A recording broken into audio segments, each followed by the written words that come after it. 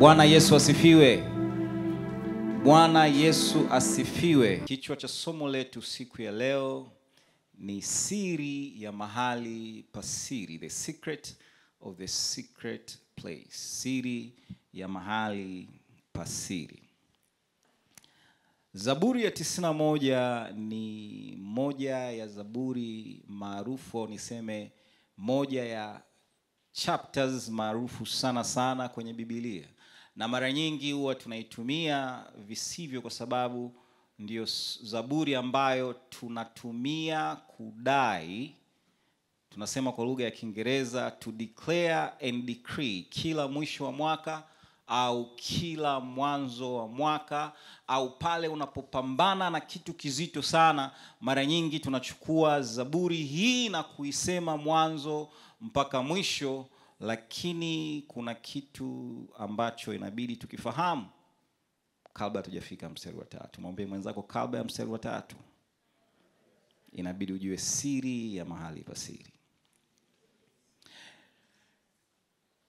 Mstari wa kwanza unasema, aketie mahali pa siri pake aliye juu, atakaa katika uvuli wake Mwenyezi. Tafsiri nyingine inatuambia aketie, au yeye akaaye mahali pa salama, yeye aliye juu sana atadumu katika uvuli wake Mwenyezi. And then mstari wa pili anasema, atasema, Bwana ndiye kimbilio langu na ngome yangu, Mungu wangu nitakaye mtumaini. Kiingereza imeweka, na lugha ya kigeni ya Kiebrania imeweka neno mahali kama makao. Kiingereza nasema, he who dwell in a shelter of the Most High will abide under the shadow of the Almighty. Kwa hiyo inatupa taswira ya makazi. Kwa tafsiri nyingine tukiweka vizuri ni kwamba yeye aketie kwenye makazi pa aliye juu ataishi katika uvuli wa Mwenyezi Mungu. Ataishi katika ulinzi wa Mwenyezi Mungu.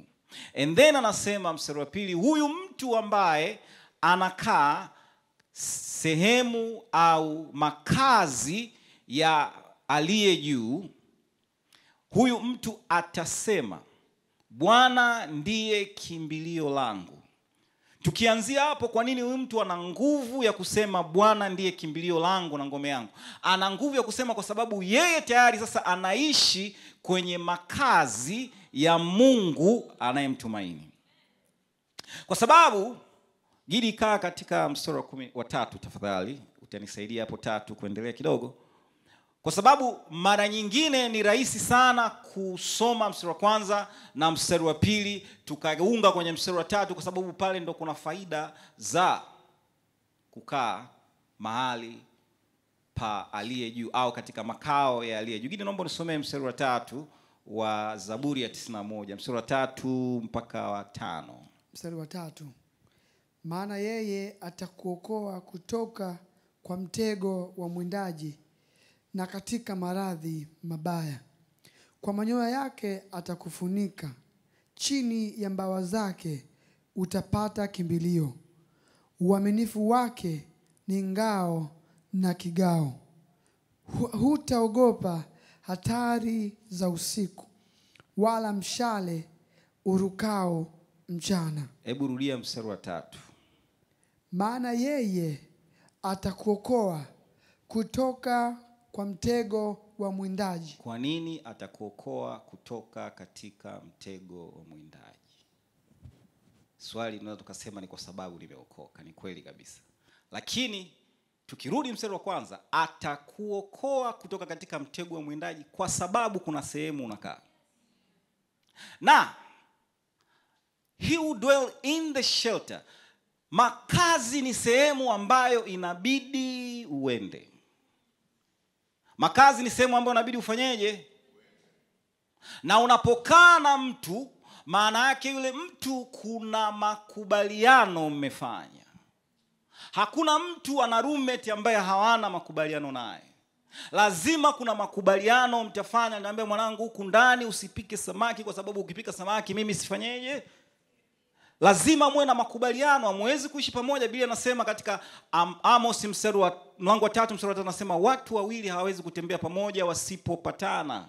Lazima kuna makubaliano. Kwa hiyo ili sasa mimi nikae na mtu, lazima ule mtu tu tunakubaliana, tunajua tunaelekea wapi, tunajua tunalipaje. Yaani lazima tujue tuna makubaliano gani.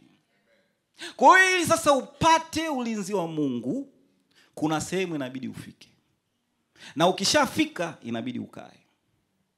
Kwa sababu ulinzi wake unaanzia kwenye kukaa. Anasema huyu mtu akikaa atakaa chini ya uvuli. Sasa Biblia inatumia lugha nyepesi, lakini uvuli maana yake anasema ni ulinzi wa Mungu. Kwa lugha rahisi, unakaa chini ya dari la Mungu.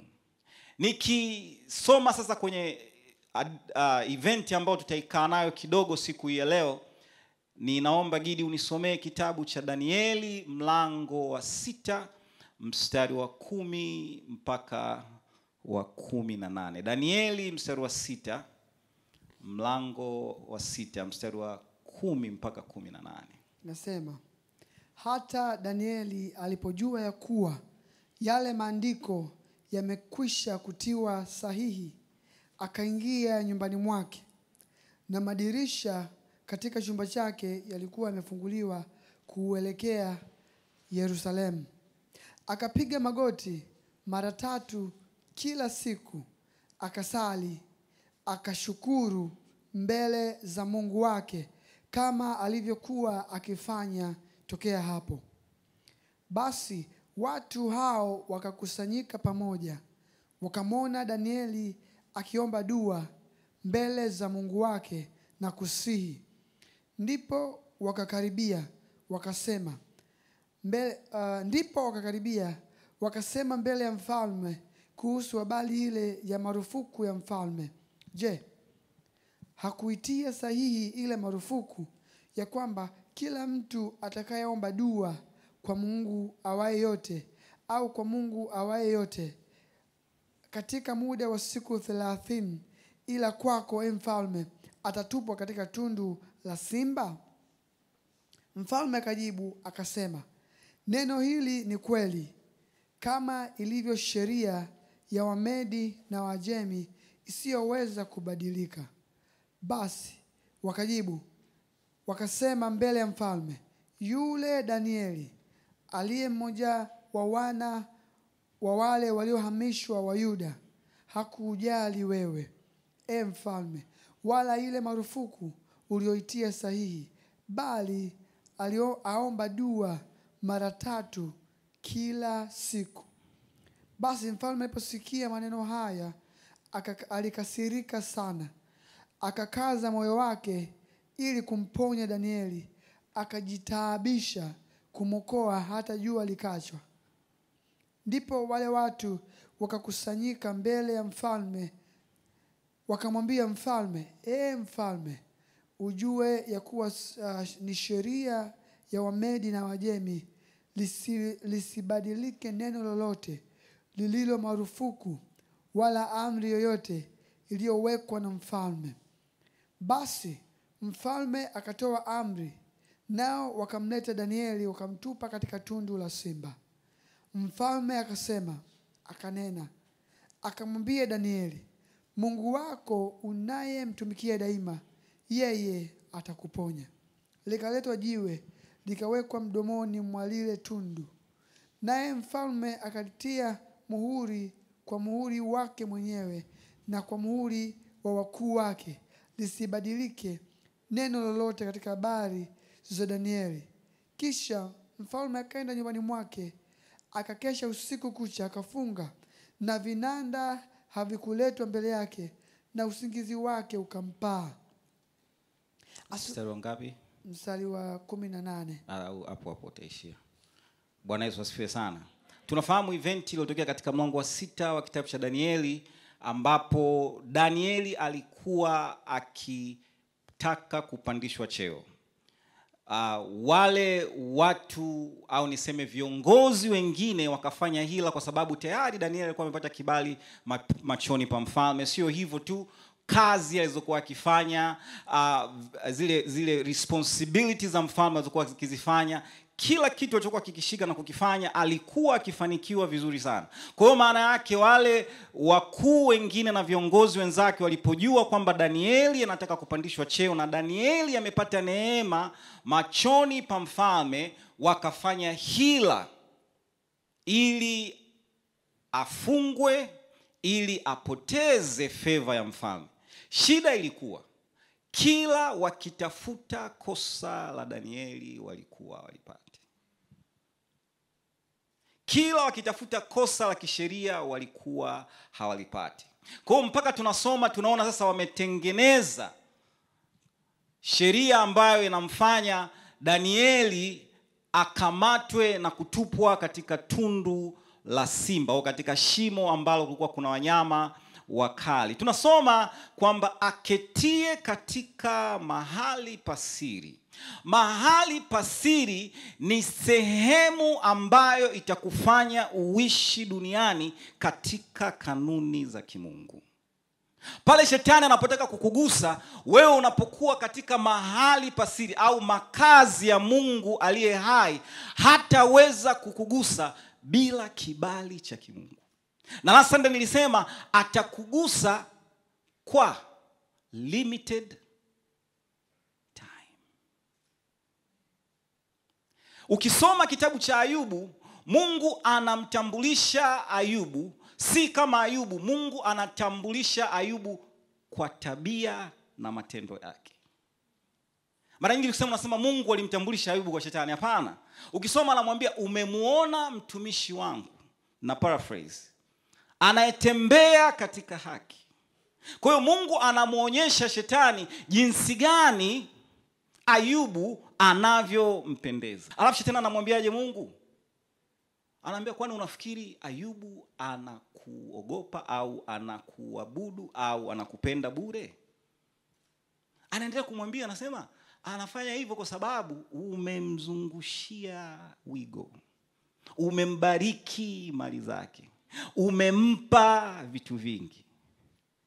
Maana yake huyu bwana yuko katika mahali pasiri pa Mungu aliye juu. Ukikaa katika mahali pasiri, katika makazi ya kimungu au sehemu ambayo unajua ni sehemu ambayo Mungu anataka uwe, shetani hata kuwa na amri ya kukugusa, ndugu yangu. Number 1. Lakini number 2, nimejiuliza asubuhi wakati naongea, nikiuliza swali, wangapi wetu tunataka Mungu atutambulishe kwa shetani?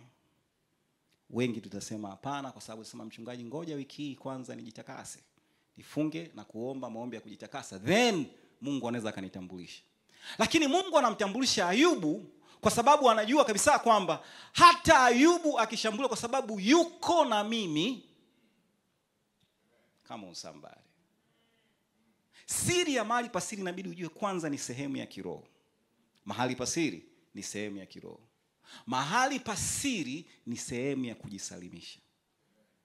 Mahali pasiri ni sehemu ya kujikana mwenyewe. Kutembea na Mungu si kitu cha kila mtu. Na ndio maana nimesema aketie mahali pasiri. Mahali pasiri ni sehemu ambayo ni lazima uitafute. Ni lazima uitake. You have to have a desire kwenda sehemu ya siri ambapo watu wengi hawataki kwenda. Na watu wengi hataki kwenda kwa sababu ya kitu cha kwanza ni kwamba hatutaki kujikana wenyewe.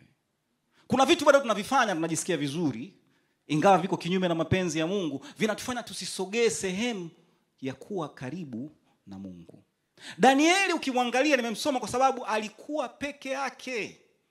Katika ufalme mzima alikuwa akioperate mwenyewe kwa sababu alikuwa akiishi katika kanuni za kimungu. Kwa hiyo ilibidi aishi tofauti na kila mtu, jambo ambalo sisi ni vigumu sana kulifanya. Kuishi peke yetu, kumpendeza Mungu, unajiona kama mtu fulani wa kituko. Watanionaje? Mchungaji wataniona anajifanya nimeokoka. Tunasema hivyo nitaonekana anajifanya nimeokoka. Lakini sio kwamba unajifanya umeokoka, wewe umeamua kwenda sehemu ambayo sio kila mtu anataka kwenda. Umeamua kwenda umejitofautisha na kila mtu. Umesema ninajua faida ya kukaa karibu na Mungu. Na faida ya kukaa karibu na Mungu inaanzia mstari wa 3. Lakini inabidi ujikane kabla hujafika mstari wa 3. Inabidi ujisalimishe kabla hujafika mstari wa 3. Inabidi utoe muda wako, utoe mali zako, utoe nafasi yako, ukane vitu vingine ambavyo vinaonekana faida kwa mwanadamu ili ukae sehemu ambao shetani inabidi apate kibali kukigusa. Anasema aketie katika mahali pasiri pa aliye juu atakaa katika uvuli wa Mwenyezi. And then mstari wa 2 anasema atasema Bwana ni kimbilio langu. Wakati nasoma nikasema neno la Mungu limeandikwa kwa jinsi nyepesi lakini kwa jinsi nzuri na kwa jinsi ya kutufundisha sana. Huyu mtu ambaye tayari sasa ana mawasiliano na ana ukaribu na Mungu, kwa sababu mahali pasiri, the shelter of the Most High, inamaanisha proximity kwa Mungu.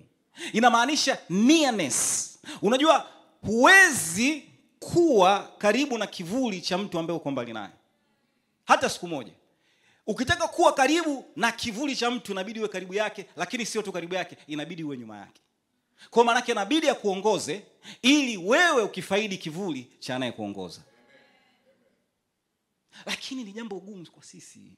Mchungaji, kwenye kivuli niko peke yangu. Hakuna mtu mwingine ambaye anafuata Mungu kama mimi. Yaani mimi ni kama mbona wale wamebarikiwa kuliko mimi? Haujui vitu gani Mungu ameviachilia kwenye maisha yao ambavyo vinawatesa lakini nje havionekani.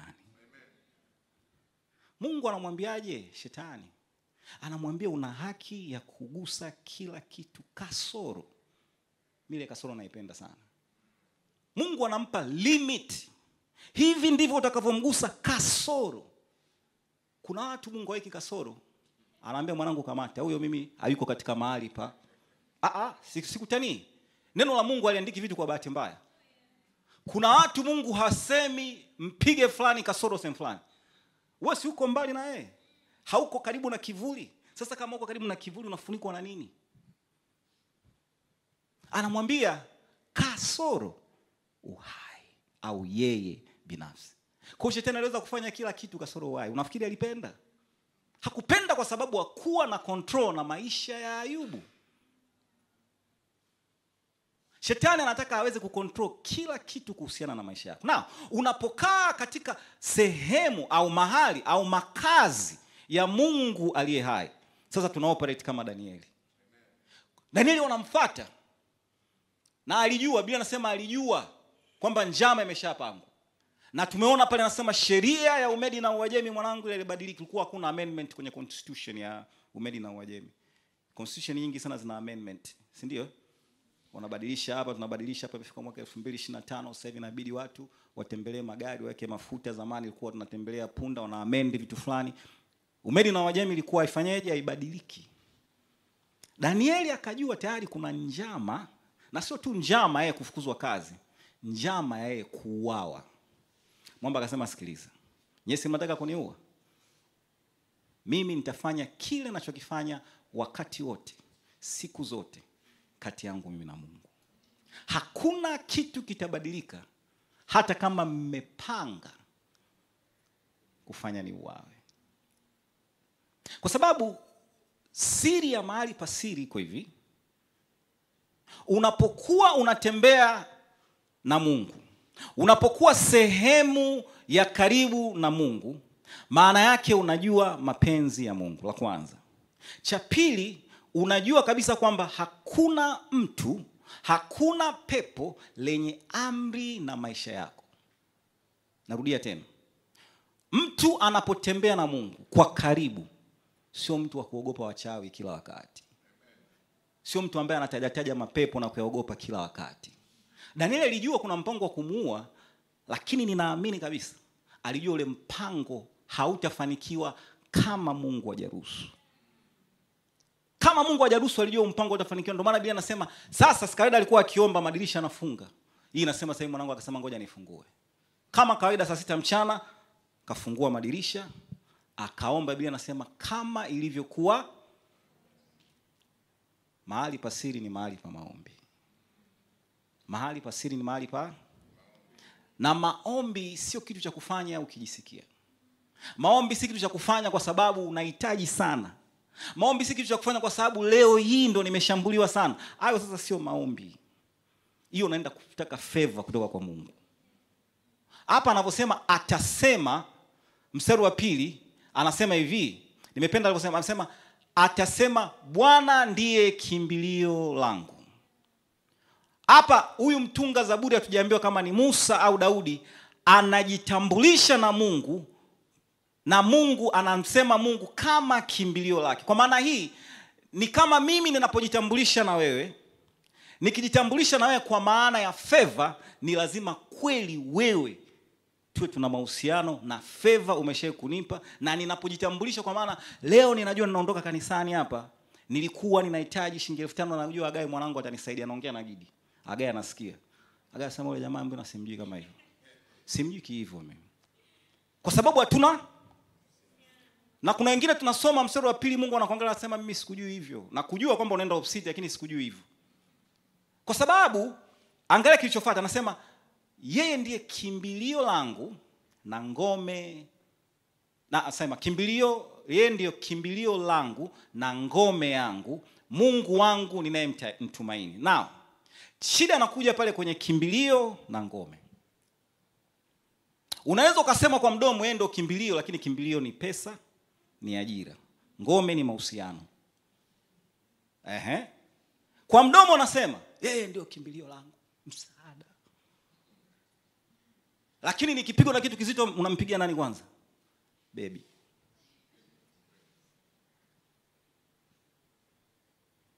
Mahusiano ndio kimbilio. Kazi, ajira, network ndio ngome. Ila kwa kusema kwa mdomo tunasema Mungu ndio kimbilio. And then unakimbilia mstari wa 3. Mimi nisome mstari wa 3 Gidi. Nimependa sana connection na mstari wa 2 na mstari wa 3. Kwa hiyo unakaa sehemu ya dini ambayo Mungu huyu unamkuta Jumapili. Na Jumapili Mungu haumkuti hata nyumbani kwako unapoondoka. Mungu unakutana naye pale kwenye mlango wa kuingia kanisani. Unapofika pale ndo unaanza kusema Baba, katika jina la Yesu ninakuja mbele zako, nisafishe siku ya leo, niingie, niabudu, nikupendeze. Pale ndio leo unajiintroduce kwa Mungu. And then ikifika saa kuondoka, kila kitu ambacho umekisikia kinaishia pale.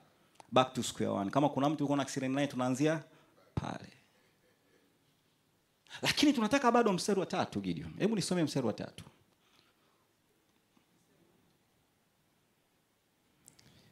Kwa sababu Zaburi 91 mstari wa 3. Mstari wa 3. Maana yeye atakuokoa kutoka kwa mtego wa mwindaji na katika maradhi mabaya. Subiri hapo hapo. Yohana 15 mstari wa 7 neno la Mungu linasema hivi. Ninyi mkikaa ndani yangu. Amesema nani? Yesu amesema ninyi, si ndio? Sisi Wakristo tuliookoka. Mkikaa ndani yangu na maneno yangu yakikaa ndani yenu. Naweza nikasubiri kidogo hapo. Maana yake inaonekana kuna watu ambao wameokoka, au sisi ambao tunajitambulisha kwamba tumeokoka, tuko ndani ya Yesu, lakini maneno yake kwa sehemu yako kwetu. Tunasema mkikaa ndani yangu. Tunakuwa tunamfuata, lakini tunamfuata kilinasema mkikaa ndani yangu. Yeye aketie mahali pa siri pa aliye juu. Kiingereza ametumia he who abide in the shelter. Alafu kati hii unasema if you abide in me and my words abide in you. Mkikaa ndani yangu na maneno yangu yakikaa ndani yenu. Then anasema kitu kikubwa sana. Anasema ombeni lolote mtakalo nanyi mtafanyaje? Lakini tukiwa tunaomba sisi maombi ya kusukuma na kung'oa milima, huwa tunaanzia mstari B. Baba, katika jina la Yesu umesema katika neno lako Yohana 15 mstari wa 7, ombeni lolote.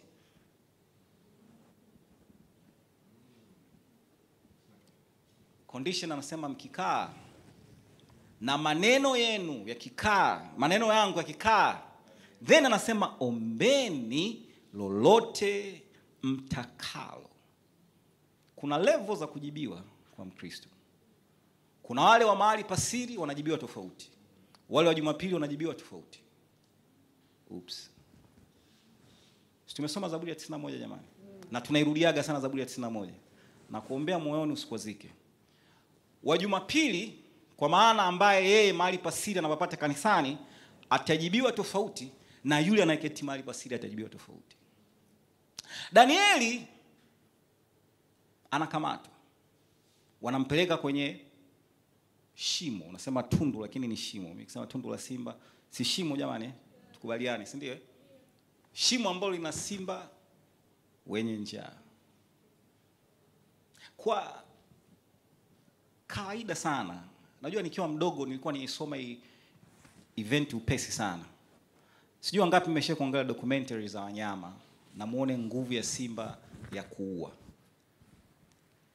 Ukimuona yule mnyama anaitwa pundamilia au ukimuona yule mnyama anaitwa nyati, simba mmoja ana nguvu ya kuvunja shingo bila kutumia mikono, anatumia tu meno yake.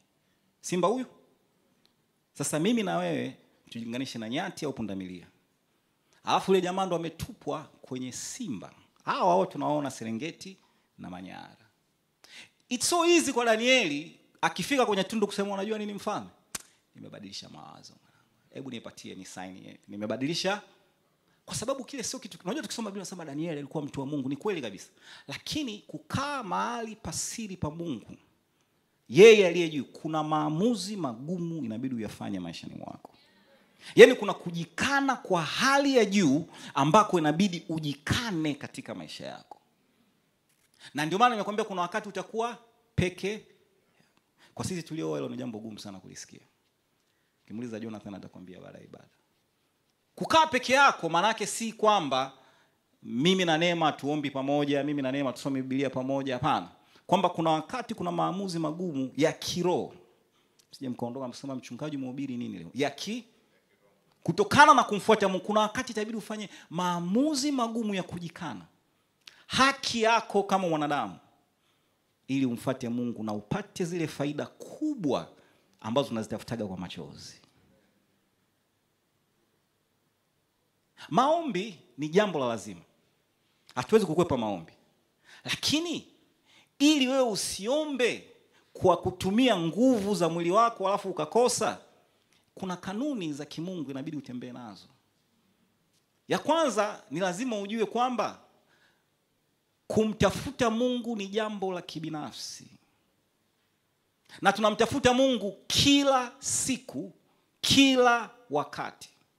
Na tunamtafuta Mungu katika ratiba ya priority. Tunasemaje priority? Menitoka. Kipaumbele. Yaani kwa sababu vitu vingi vina kipaumbele katika maisha yetu, si ndio? Kazi, ratiba za shule, vikao tunavyofanya vya pesa, whatever tunafanya vyote viko katika ratiba yetu ya siku nzima, si ndio? Lakini utashangaa kwamba when it comes to read the word of God, when it comes to pray, inapokuja hata kufanya tu meditation, nataka tu ukimya. Naweka tu nyimbo ya kuabudu, nataka tu ukimya, Mungu safisha mawazo yangu nikae peke. Hatuna ratiba. Hatuna kipaumbele kwenye kumtafuta Mungu. It's almost like by the way. Na ndio maana maombi mengine ni kama vile unaenda tu kwa Mungu kwa sababu usikio umezidiwa. Yaani hii leo uliomba ni kwa sababu kuna kitu kimekutokea, ndio maana umesogea mbele za Mungu. Na hata pamoja na kwamba unalia ni kwa sababu umeumia, si kwa sababu ulikuwa unampenda Mungu. Unalia machozi ile sio kwa sababu ya upendo, ni kwa sababu umepigwa na kitu kizito. Kwa hiyo imebidi tu uombe. Lakini ukupanga siku hiyo kwamba leo hii ikifika saa 6 mchana au leo hii ikifika saa 11 jioni au leo hii ikiwa asubuhi nitamuomba Mungu. So unajua ukiwa na rafiki unajua kabisa huyu rafiki chenga huyu sio. Huyu rafiki yangu. Au mara ngapi unapigiwa simu unaangalia simu huyu sipokei simu. How many times? Many times. Kuna mwingine utasema subiri mchungaji samani, hii simu lazima nipokee. Hatusemi hivyo. Sasa Mungu kuna watu yuko hivyo. Subiri malaika Gabrieli, ngoja huyu hapa lazima nimsikilize sasa hivi. Huyu siwezi kumwacha, lazima nimsikilize sasa hivi. Huyo ndo alikuwa Danieli mwanangu. Baraza zima waziri limemgeuka. Akasema jamani hamjanijua. Mimi nakaa mahali pasiri pa Mungu aliye juu. Na nikikaa mahali pasiri pa Mungu aliye juu, ninakaa katika uvuli. Kiingereza imekaa vizuri sana, nimesamea kidogo. Under the shadow under the providence, under the protection of heaven. Yeye alijua kabisa mwanangu hapa mimi nalindwa. Nalindwaje sijui.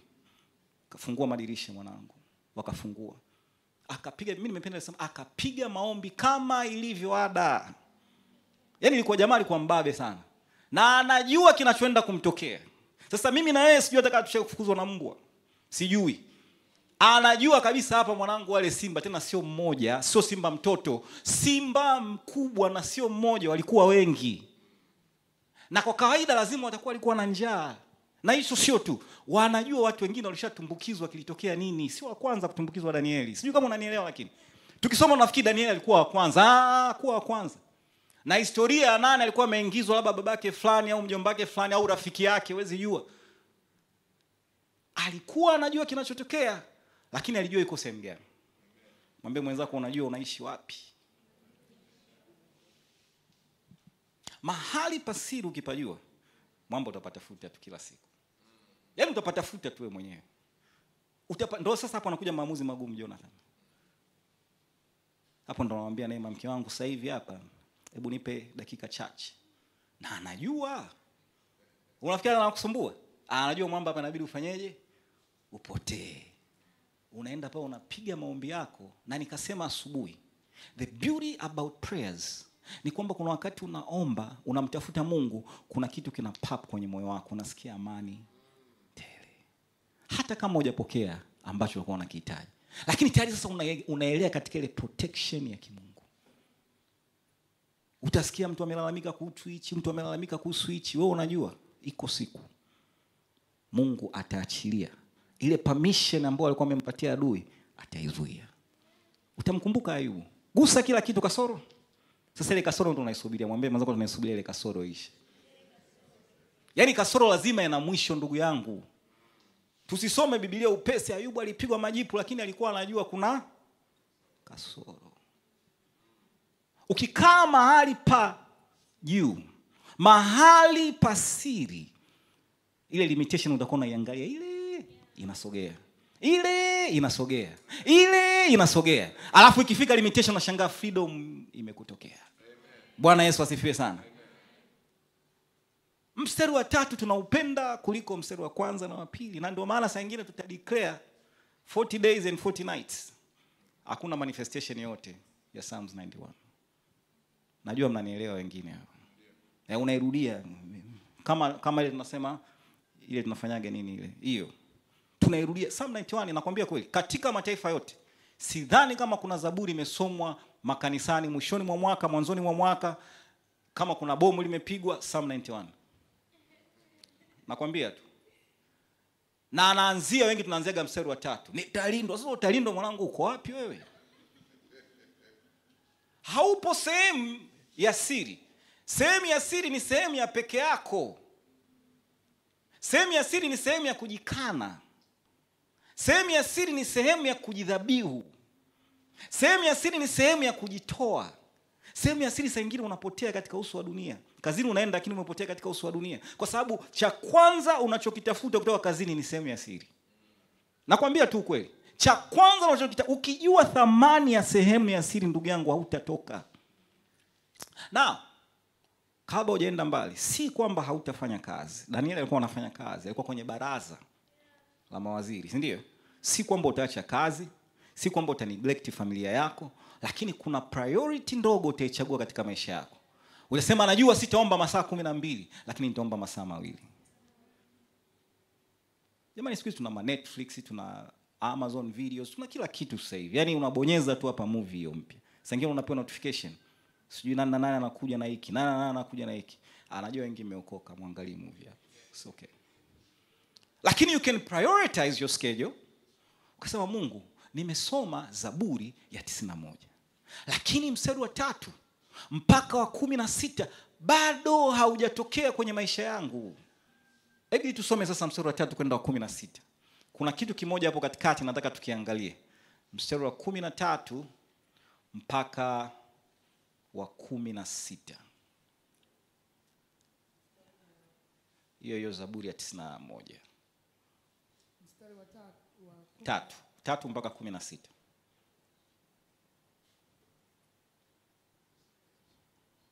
Nasema, maana yeye atakuokoa kutoka kwa mtego wa mwindaji na katika maradhi mabaya. Kwa manyoya yake atakufunika, chini ya mbawa zake utapata kimbilio. Uaminifu wake ni ngao na kigao. Hutaogopa hatari za usiku, wala mshale urukao mchana, wala mapigo yajayo usiku, wala maafa yatokeayo adhuhuri. Hata watu 1000 wakianguka ubavuni pako, naam, watu 10,000 katika mkono wako wa kulia, wewe hutakaribiwa na maafa. Ila kwa macho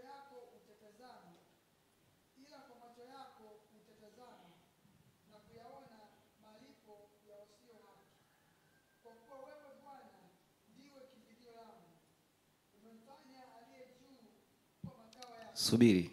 Amesemaje mstari wa 9?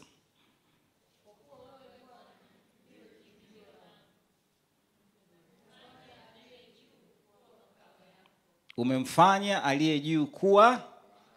Come on somebody. Shida ni kwamba tunamfanya aliye juu kama mtalii, au sisi tunakuwa watalii kwenye makao ya Mungu, spiritual tourists. Tunavutiwa na matendo makuu ya Mungu, siku za ibada, siku za semina, siku za kongamano la maombi. Kuna siku zile tunazichagua, na hizo ndo siku tunaona ukuu wa Mungu. Basi yaani ni kama zile tunasema city attractions. Kuna miji ukienda wanakuambia mji huu kuna attraction 6 kama unatembelea mji fulani. Kuna sijui jumba la zamani, sijui kuna maktaba, sijui kuna zoo. Kwa hiyo unapokwenda kwenye huo mji unachagua sehemu za kufanyeje, za kutembea.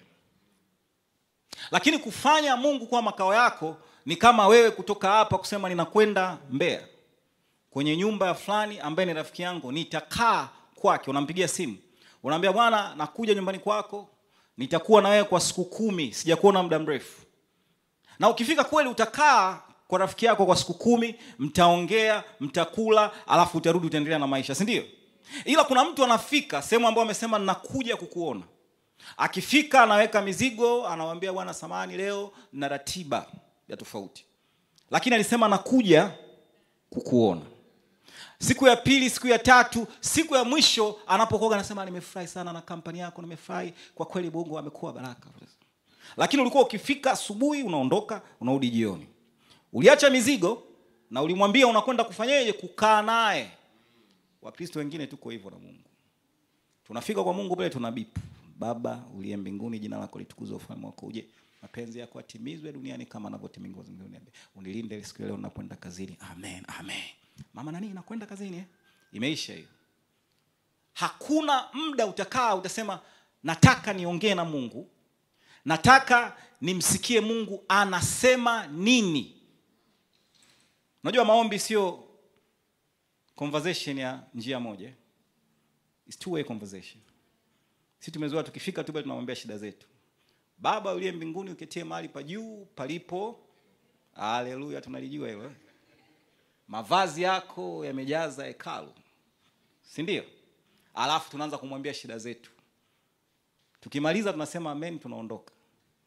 Sasa yeye amesema nini kuhusu wewe? Si ndio? Yeye aketie mahali pa siri inabidi amsikie yeye mwenyewe makao anasema nini kuhusu. Kwa sababu unatiwaje nguvu na Mungu kama humsikii anasema nini na wewe? Na ndio maana saa nyingine ukimya kwenye maombi ni jambo fulani kwa watu wengine ni kama yani hawalielewi, wanafikiri ni mambo ya meditation, unafikiri sijui. Kaa umsikilize Mungu anasema nini na wewe. Usiharakishe kuondoka. Kama mtu unampenda, unaharakisha kuondoka kwenye presence yake kweli? Tukiwauliza wengi nyinyi hapa mna marafiki, wengi mmeoa, mna ndugu na kuna watu wale ambao ni watu wako. Ukikutana nao hauchukui tu dakika 2 afu unakaa. Mnaongea, mnashangaa saa 6 imefika mnaagana. Kesho kazini sijui itakuwaje. Lakini nimekuwa mna maongezi kwa sababu ya mahusiano. Ilikuwa ngumu sana mimi kuanza maombi, nitakwambia ukweli.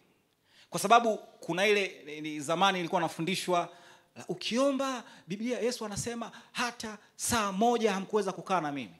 Kwa hiyo nilikuwa kila nikiomba naangalia saa. Nikianza tu maombi, napiga maombi dakika 10. Na dakika 50 hapa. Naendelea napiga dakika 25. Yaani naitafuta ile saa alosema Yesu. Ilikuwa ngumu sana mara ya kwanza. Roho wa Mungu akaniambia, mwanangu, acha kuangalia saa, wewe omba. Wewe omba tu. Utashangaa siku nyingine umekaa muda mrefu, siku nyingine ni dakika 15. Yaani si sheria ya kukwambia kwamba ukiomba lazima ukae masaa fulani. Ila ukishaingia tu kwenye zoni ya mahali pa juu, pasiri pale juu, kuna wakati utatamani kutoka. Kuna wakati, kwa sababu pale unajua unamtandika shetani, mwanangu. Yaani unapiga. Unajua ukishajua maombi ni vita ya kumharibu shetani. Si kwamba mnapiga, ana nguvu ya kupigana na wewe. Ni vita ya kukabili na kuharibu kazi zake. Kuna wakati utakuwa unaomba na furaha. Kwa sababu unajua sasa nimeingia kwenye kambi yake, ninachukua vile alivyoniibia. Ninarudisha vile alivyoviharibu. Katika jina la Yesu ninanyoosha mapito yangu ya siku ya leo. Anasema kwenye Isaya, ninashusha milima, ninapandisha na kusawazisha njia. Si ndio? Utakuwa unaomba kwa furaha. Ukijua kabisa hapa sasa hivi ninashinda hii vita katika ulimwengu wa roho. Bwana Yesu asifiwe sana. Gidi, hebu turudi kwenye Danieli, tumalizie mlango huo wa 6. Danieli mlango wa 6 mstari wa 19 na 22. Hapo kuna kitu nataka tuangalie tunapomalizia.